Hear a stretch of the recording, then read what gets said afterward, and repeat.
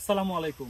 এই ভিডিওটা হচ্ছে প্রজেক্ট ম্যানেজারদের জন্য, বিশেষ করে যারা নতুন প্রজেক্ট ম্যানেজার হয়েছেন। অনেক সময় প্রজেক্ট ম্যানেজার, বিশেষ করে যারা এনজিও সেক্টরে কাজ করে তার জন্য ভিডিওটি, তারা আসলে বুঝে উঠতে পারে না যে কী করবে নতুন হিসেবে যখন জয়েন করে, বা প্রজেক্ট কোঅর্ডিনেটর হিসেবে কী করবে, তার জন্য ভিডিওটি। মূলত আমি আমার অভিজ্ঞতা থেকে ভিডিওগুলো বানাই এবং এই অভিজ্ঞতা থেকে আপনাদেরকে কিছু টিপস শেয়ার করব। তো যারা নতুন প্রজেক্ট ম্যানেজার বা কোঅর্ডিনেটর হবেন তাদেরকে প্রথমেই বলবো, যে কোনো প্রতিষ্ঠানে প্রজেক্ট ম্যানেজার হিসেবে কাজ শুরু করার আগে প্রতিষ্ঠান সম্পর্কে ভালো করে জেনে নিন। প্রতিষ্ঠানের মিশন, প্রতিষ্ঠানের ভিশন, কোর ভ্যালুস এবং প্রতিষ্ঠানের আসলে মূল স্লোগানটা কি, কালচারটা কি, সেটা বুঝে নিতে হবে। নাম্বার 2, যে প্রজেক্টে আপনি ম্যানেজার হিসেবে জয়েন করছেন সেই প্রজেক্ট সম্পর্কে বুঝে নিতে হবে। প্রজেক্টের যে সিচুয়েশন অ্যানালাইসিস, সেই সিচুয়েশন অ্যানালাইসিস বা সিচুয়েশন রিপোর্ট, সেটা যদি সম্ভব হয় সেটা একটু কালেক্ট করার চেষ্টা করবেন। আমরা সাধারণত সিচুয়েশন অ্যানালাইসিস এবং নিড অ্যাসেসমেন্ট রিপোর্ট তৈরি করে দেন প্রজেক্ট ডিজাইন করি।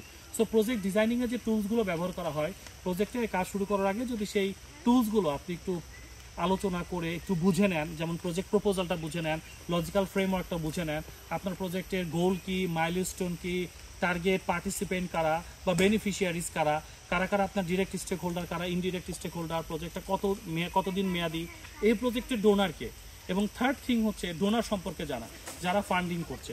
সো ডোনার কী নিয়ে আসলে কাজ করে এবং ডোনারের প্রায়োরিটি কী কাজের, ডোনারের এই প্রায়োরিটিগুলো বোঝার চেষ্টা করা এবং সেভাবেও কাজ করা গুরুত্বপূর্ণ। ফোর্থ হচ্ছে যে প্রজেক্ট ম্যানেজারদেরকে বলবো আপনারা অবশ্যই আপনারা কনটেক্সট অ্যানালাইসিস এবং কনটেক্সট মনিটরিং করবেন, কারণ এটা সবসময় পরিবর্তন হয়।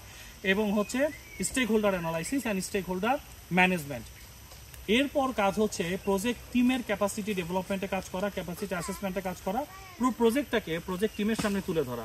প্রজেক্ট টিম যদি প্রজেক্টটা ভালো করে বুঝতে না পারে তারা কিন্তু পারফর্ম করতে পারবে না বা আপনার কন্ট্রিবিউট করতে পারবে না। সেজন্যই প্রজেক্ট টিম মেম্বারদেরকে এনগেজ করার আগে তাদেরকে প্রজেক্ট সম্পর্কে ভালো করে বোঝাতে হবে।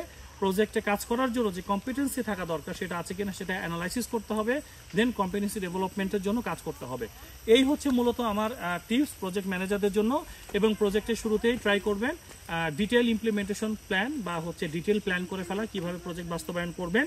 পাশাপাশি হচ্ছে রিস্ক ম্যানেজমেন্টের যেই টুলস অ্যান্ড টেকনিক্স আছে সেগুলো ব্যবহার করা, অন টাইমে ডোনারের রিপোর্টগুলো সাবমিট করা, মনিটরিং অ্যান্ড ইভ্যালুয়েশনে যিনি কাজ করবেন তাকে দিয়ে প্রজেক্ট প্রোগ্রেস ট্র্যাকিং করা, বিশেষ করে প্রোগ্রাম ট্র্যাকিং করা, এবং ফাইন্যান্সিয়াল ট্র্যাকিংয়ের জন্য আপনার ফাইন্যান্স এবং অ্যাকাউন্টসে যিনি থাকবেন তাকে দিয়ে ট্র্যাকিং করা মান্থলি বা কোয়ার্টারলি। এভাবে যদি আপনি আপনার ফাইন্যান্স এবং অ্যাকাউন্টস এবং মনিটরিং ইভ্যালুয়েশনকে যদি সাথে রাখেন, টিমের কম্পিটেন্সি ডেভেলপমেন্ট করে কাজ করেন, তাহলে আশা করা যায় আপনার প্রজেক্ট একটি ভালো অবস্থানে পৌঁছাবে।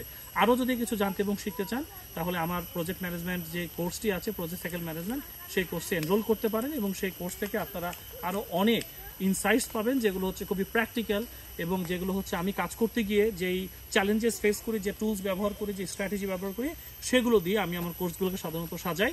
তাহলে যদি মনে করেন যে আমার কাছ থেকে এই কোর্স সম্পর্কে জানতে চান, প্লিজ আমার যে কোনো একটি কোর্সে, প্রজেক্ট ম্যানেজমেন্টের কোর্সে এনরোল করুন। Thank you very much.